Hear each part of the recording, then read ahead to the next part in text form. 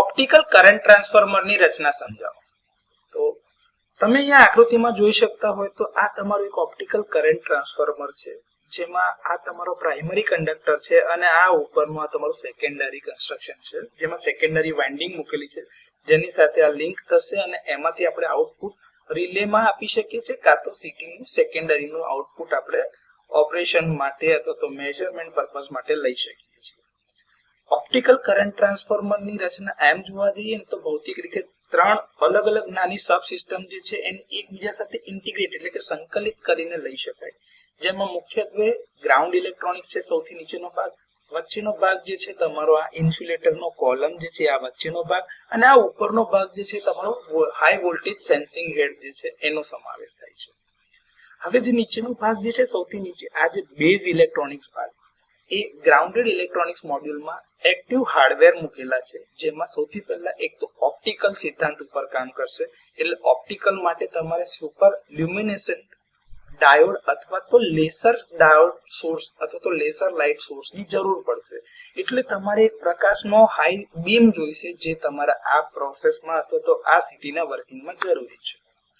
Optical couplers અને signal conversion માટે photo ડિટેક્ટરનો સમાવેશ થાય છે, જે પણ આ નીચે આ તમારું સ્ટ્રક્ચર જે છે આ જે ચેસિસ તમારી મેટલની એમાં મૂકેલા છે, એટલે કે એ ગ્રાઉન્ડ ઇલેક્ટ્રોનિક્સનું મોડ્યુલ જે તૈયાર થાય છે એમાં મૂકેલા છે.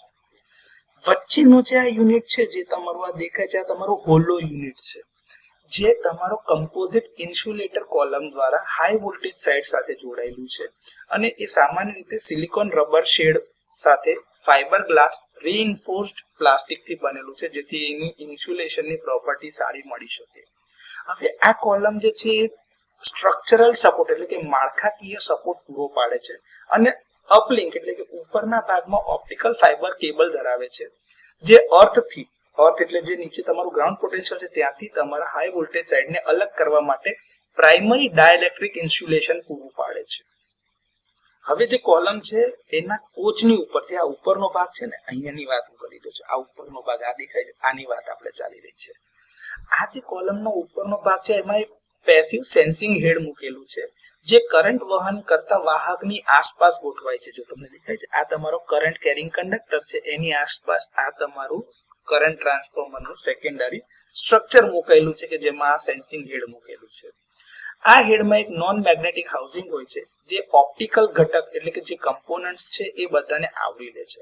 હવે આમાં ખાસ કરીને શું હશે તો કે ઇનપુટ પોલરાઇઝર, કેમ કે તમારું જે વેવ આવતો હશે એને તમારું પોલરાઇઝેશન કન્વર્ટ કરવું પડશે.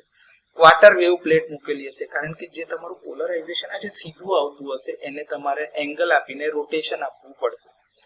પ્રાઇમરી સેન્સિંગ એલિમેન્ટ એમાં કાં તો તમે સ્પન ઓપ્ટિકલ ફાઇબરની કોઇલ અથવા તો મેગ્નેટો ઓપ્ટિકલ ગ્લાસનો એક બ્લોક ટર્મિનલ મિરર અથવા તો રિફ્લેક્ટરનો ઉપયોગ કરી શકો છો, જેથી કરીને જે પ્રકાશ આવશે એને પાછો રિફ્લેક્ટ કરીને ગ્રાઉન્ડ યુનિટ સુધી રીડાયરેક્ટ કરી શકાય.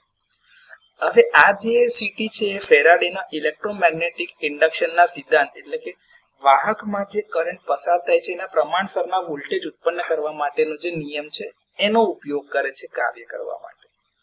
ઓપ્ટિકલ કરંટ ટ્રાન્સફોર્મર એક સંવેદનશીલ સાધન છે. તેનો ઉપયોગ થોડા માઇક્રો એમ્પિયર જેટલા ઓછા પ્રવાહોને પણ માપવા માટે થાય છે, અને આ પ્રકારના કરંટ ટ્રાન્સફોર્મર મુખ્યત્વે તમને હાઈ વોલ્ટેજ સબસ્ટેશનમાં જોવા મળે છે, જે હાઈ વોલ્ટેજ એપ્લિકેશન માટે છે. હવે ત્યાં આગળ જે કરંટ માપવા માટે તમે જે કન્વેન્શનલ સીટી લગાડો છો એની સાપેક્ષે આની સાઇઝ પણ ઓછી છે અને આનું પરફોર્મન્સ પણ વધારે રિલાયેબલ છે. તો ઓપ્ટિકલ કરંટ ટ્રાન્સફોર્મરની રચના વિશેની આ થોડી માહિતી છે.